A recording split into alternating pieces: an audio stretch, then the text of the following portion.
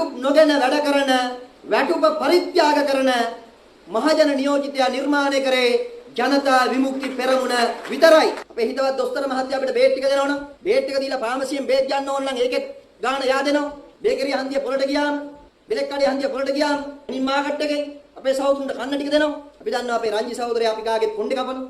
අපෙන් සල්ලි ගන්නේ නේ. එලන් මස්ක් වගේ අය ඉන්නේ ඊටාම කුප්‍රකට ගනුදෙනු වලට පමණයි. ජාවාරංකාර ගනුදෙනු වලට විතරයි. නැත්තම් ඒගොල්ලෝ අපේ රටේ තියෙන සම්පත් කොල්ල කරන එන ආර්ථික ඝාතකයි. තිරුකුණාමලේ දිස්ත්‍රික්කයෙන් පුළා මේ රටේ මුළු ණය ඔක්කොම ගියා. ටයිටේනියම් කිලෝග්‍රෑම් එකක් අද ඇමරිකානු ඩොලර් 27යි. කිලෝග්‍රෑම් එකක්. ඒ කියන්නේ ටොන් එකක් ගත්තොත් ඇමරිකන් ඩොලර් 27. ලංකාවේ උදේ පාන්දර ගිහිල්ලා බලනකොට වෙරළට ගොඩ ගහනවා. අපි පුල්මුඩේ ගිහිල්ලා බලන්න හූරලා ගන්නේ. හාරන්න ඕනේ අපට ඉන්දියන් සාගරයේ දෙන රත්තරන් බිජු කිකිලිය තමයි පුල්මුඩේ කනිජ වැලි කියන්නේ. රත්තරන් බිජු කිකිලිය මේ. It's a big fraction. It's a big Fraction. It's a big fraction. it's a big Fraction. fracture.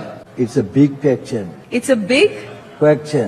එයා ඒ පටවන එකේ අරගෙන යන එකට ඔයාට අමාරුවක් නැහැ නේ. එහෙම ප්‍රශ්නයක් තියෙන විදිහ නැහැ නේ. ඒක උදව් කරන කෙනා කැමැත්තෙන් දෙනව නම් එයා අනිත් කෙනා කැමැත්තෙන් අරගන්නව නම් අනිත් අයට පාන්ද? නෑ මං අහන්නේ. හරිද? කවිදුට පාන්ද? වෙඩි තැබීම් තනින් තන සිද්ධ නොවන රටක් ලෝකේ තියෙනවා නම් ඒකත් ලොකු දෙයක් නේ. අපි සාමුලින් ඉවර කළා නෑ තමයි. සාමුලින් ඉවර කරොත් පොලිසියට රාජකාරියකුත් නැහැ. පොලිසියට රාජකාරියකුත් නැහැ.